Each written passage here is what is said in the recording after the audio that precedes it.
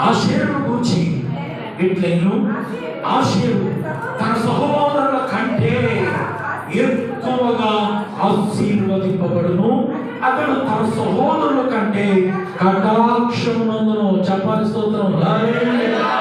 కంటే ఆషేరు తన సహోదరుల కంటే ఎక్కువగా ఆశీర్వదించబడతాడు, ఎక్కువగా దీవించబడతాడు. దేవుని మాట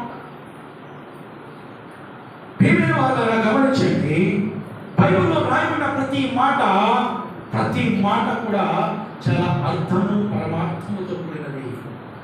ఆషేరు గురించి రాయబడిన మాట ఏంటంటే, ఆషేరుకు అన్నదమ్ములు ఉన్నారు, బంధువులు ఉన్నారు, అనేక మంది ఉన్నారు. అయితే ఆషేరు ప్రత్యేకించబడిన వాడుగా ఉన్నాడు. కాబట్టి ఆషేరు తన సహోదరుల కంటే ఎక్కువగా ఆశీర్వదింపబడను, అతడు తన సహోదరుల కంటే ఎక్కువగా కటాక్షము పొందుకుంటాడు, ఎక్కువగా జాతి పొందుకుంటాడు.